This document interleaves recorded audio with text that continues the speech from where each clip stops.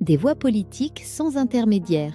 Transparence et vérité dans chaque discours. Abonnez-vous et restez connectés. Bonjour Olivier Bonjour. Faure. Un défi pour commencer. En quelques mots, comment résumeriez-vous la prestation d'Emmanuel Macron hier ? Un grand soupir et le sentiment d'un président qui était venu commenter sa propre impuissance. Je prends quelques exemples. Gaza, il dit c'est honteux. Et alors ? Donc ça ne suffit pas. Que prend-il comme décision ? Il aurait pu annoncer hier que, justement, face à l'épuration ethnique qui est en cours, eh bien, il décidait de reconnaître un État palestinien et de mettre la pression sur le gouvernement de Benyamin Netanyahou. Sur la question des référendums, il aurait pu dire quels sont les thèmes sur lesquels il entend véritablement poser des questions aux Françaises et aux Français. Sur les référendums, est-ce que vous y participerez sur ces consultations à choix multiples ? Vous jouerez le jeu ? Je suis un citoyen, donc effectivement...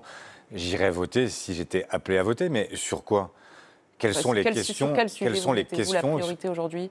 Moi, j'aurais souhaité, par exemple, hier, qu'il annonce que sur cette question des retraites, qui est une question lancinante depuis en réalité le premier quinquennat d'Emmanuel Macron, eh bien qu'il dise « Je proposerai aux Français plusieurs choix possibles, celui que j'ai déjà imposé par la voie du 49.3, donc le maintien de la réforme Borne, ou la réforme proposée par le monde syndical ou par le monde politique. On aurait pu là avoir l'expression d'un choix multiple. Il a fermé la porte. La porte. Est-ce que c'est aujourd'hui un pas de plus pour vous vers une censure du gouvernement Bayrou ? Mais sur la question des retraites, j'ai toujours dit que je serais intransigeant.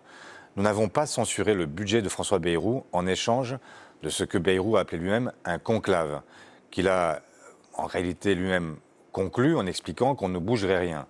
Eh bien, si le Parlement n'avait pas le dernier mot, comme il s'est engagé par écrit, eh bien, effectivement, j'appellerais à ce que ce gouvernement soit censuré parce qu'on ne peut pas avoir un gouvernement qui s'engage, qui promet, et puis ensuite qui revient sur ses propres décisions, alors même que c'est un sujet qui est enquisté, qui détruit la crédibilité même de la politique. Parce que quand la démocratie donne le sentiment d'être bafouée en permanence sans que jamais les Françaises et les Français ne soient entendus, c'est un problème. Et c'est un problème qui conduit éventuellement, y compris à des décisions graves avec la montée nationaliste. La censure, pardonnez-moi, la censure, ça pourrait être dès cet été, si le conclave se... Bien sûr. Vous envisagez cela ? Bien sûr. Bien sûr. Il y a une possibilité, dès lors que en fait, le gouvernement considère qu'il peut réécraser les pieds des Françaises et des Français et des parlementaires, puisqu'il y avait un engagement pris, que l'engagement n'est pas tenu, je ne vois aucune raison particulière de considérer que nous allons laisser passer. Moi, je ne suis pas de ceux qui expliquent que jusqu'en 2027, François Bayrou ne sera jamais censuré. Ça ne me paraît pas... Et d'ailleurs, ce serait une très mauvaise manière faite aux syndicats eux-mêmes qui continuent à négocier et qui cherchent un accord. Et expliquer qu'ils sont désarmés et qu'il n'y a pas de pression possible sur un patronat qui lui-même considère qu'il n'y a pas à revenir sur la réforme Borne, non, c'est non. Olivier Faure, autre dossier qui a été largement évoqué hier, celui d'ArcelorMittal, qui envisage de supprimer 600 postes. Là aussi, Emmanuel Macron a tranché, pas de nationalisation, a-t-il affirmé. Il promet tout de même que les sites de Dunkerque et de Fos-sur-Mer seront sauvés, les yeux dans les yeux, dit-il. Que doit-il faire concrètement aujourd'hui ? Par exemple, il aurait pu annoncer que la nationalisation temporaire est possible. Vous avez entendu ces arguments sur le coût pour les contribuables, sur l'état des finances publiques et sur le fait que cela ne résout pas les problèmes sur le plan de la concurrence. D'autres pays l'ont fait. D'autres pays, l'Italie par exemple, et c'était une nationalisation temporaire. Ensuite, on peut remettre sur le marché l'entreprise. Mais moi, ce que je ne comprends pas, c'est qu'on ne peut pas avoir un président qui nous dit « Je veux une France et une Europe souveraines. Je veux en fait que nous puissions même, y compris, nous réarmer. » Mais comment voulez-vous vous réarmer, construire des avions, des tanks, des missiles, sans acier européen, sans acier français, et dépendre exclusivement de l'acier chinois, de l'acier américain? Il y a quelque chose qui cloche. Et donc, si nous voulons maintenir cette souveraineté, il faut que les entreprises, je pense à Vancorex hier, je pense aujourd'hui à ArcelorMittal, je pense à ces entreprises qui sont indispensables à notre propre décision, à notre propre souveraineté, et ça suppose qu'on en prenne les moyens.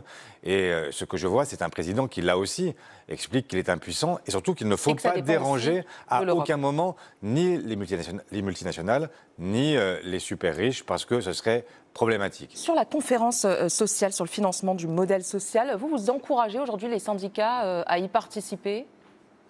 Mais je ne sais pas si les syndicats vont longtemps vouloir se prêter à des mises en scène. Parce que si à chaque fois qu'il y a une conférence sociale, au milieu de la conférence, on a un Premier ministre qui sort et qui explique que de toute façon, on ne fera pas du tout ce qui est retenu, quel est l'intérêt d'y participer? Donc moi, je suis pour la démocratie sociale, je suis pour le dialogue social, je suis pour le compromis. Mais là, il s'agit à d'une une conférence condition qui est envisagée sur le financement du modèle social. Il n'y a pas de dogme au départ. C'est qu'est-ce qu'on fait, comment on fait. Bien sûr, il n'y a pas de dogme. Est-ce que c'est nécessaire, selon vous, de se pencher sur le financement du modèle social? Et bien sûr qu'il faut se pencher sur le modèle social et sur son financement. Mais cela suppose qu'à chaque fois, les dés ne soient pas pipés. Pour l'instant, qu'est-ce que c'est la conférence sociale sur les retraites? Oui, oui. Bah oui, non, mais enfin, c'est un exemple. C'est un autre C'est un sujet. autre sujet. Non, mais lancer des sujets, ça, on a compris qu'ils étaient capables de le faire. Mais c'est pas lancer des sujets en l'air. C'est aussi d'accepter l'idée que ce dialogue doit conduire à des solutions et accepter que le dialogue conduise à des compromis auxquels ensuite on se réfère. Pour l'instant, je vois un gouvernement qui dit en fait, je veux amuser la galerie avec des mises en scène de conférences, de dialogues, etc. Mais je n'en tiendrai pas compte. Alors quel est l'intérêt? Vous avez remarqué hier qu'il n'a pas prononcé le mot de TVA sociale, mais qu'il y a fait référence. Ce serait une ligne rouge là aussi pour vous? Je crois que cette question-là a été tranchée il y a longtemps et qu'on ne peut pas faire payer aux Français modestes ce qu'on ne fait pas payer aux entreprises par le biais de cotisations sociales patronales, qui, je rappelle, sont un salaire différé. Ça n'est pas, la différence entre le brut et le net, c'est simplement que tout ce qui n'est pas directement accordé aux salariés l'est sous d'autres formes. C'est la protection sociale, par exemple. Olivier Faure, dans l'actualité aujourd'hui, François Bayrou sera auditionné tout à l'heure par la commission d'enquête à l'Assemblée nationale. S'il s'avère qu'il a menti, il devra partir, démissionner? Ce qui s'est passé à Betaram est extrêmement grave. Et si d'une manière ou d'une autre, François Bayrou avait participé à l'omerta, s'il avait lui-même couvert l'institution pour la protéger au détriment des élèves, effectivement, il devrait partir et il devrait lui-même d'ailleurs démissionner. J'ai une dernière question pour vous. Hier, à votre place, Jordan Bardella expliquait qu'il était pour retourner devant les urnes. Il faut une nouvelle dissolution de l'Assemblée nationale pour dépasser tous ces blocages dont on vient de parler. C'est une possibilité. L'autre possibilité. Vous la souhaitez? Je souhaite, moi, que nous puissions avancer. Et si la seule solution pour avancer, c'est la dissolution, il y aura une dissolution. Mais je n'en suis pas maître. C'est un pouvoir qui appartient au président seul. Et vous ne la craignez pas? Mais je ne la crains pas. Et l'autre possibilité, c'est d'accepter l'idée que ce Parlement fonctionne et que ce Parlement procède par des compromis. Pour l'instant, nous sommes face à un gouvernement qui fait comme s'il avait gagné toutes les élections depuis 2022. Or, la réalité, c'est que depuis 2022, le président n'a obtenu à aucun moment la majorité et même qu'il a perdu les élections européennes et les élections législatives. Il ne s'y résout pas. Et c'est tout le problème. C'est que quand on ne respecte pas la démocratie, eh bien, à un moment, on finit par favoriser, y compris les offres les plus folles. Je pense là, évidemment, à l'offre réactionnaire de l'extrême droite. Merci beaucoup, Olivier Faure. Vous avez évoqué l'impuissance du président, la fin de son mandat approche. Êtes-vous candidat à la présidentielle? Non, mais tout ça me paraît loufoque à un moment où, pour l'instant, nous devons nous concentrer sur la capacité de la gauche à offrir une alternative et ne pas en laisser le privilège à l'extrême droite qui, aujourd'hui, caracole en tête. Merci beaucoup, Olivier Faure. Merci, c'est la Bougrie. La politique peut être transparente, mais seulement avec l'aide de ceux qui y croient.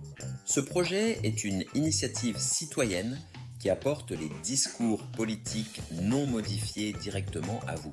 Si vous pensez que cela compte, soutenez-nous. Partagez nos vidéos, abonnez-vous et aidez-nous à grandir. Nous croyons que chaque voix compte et que chaque erreur peut être corrigée. Si vous remarquez un problème, faites-le nous savoir. Ensemble, nous pouvons rendre la politique plus claire et plus juste. Le changement commence avec chacun de nous. Êtes-vous avec nous ?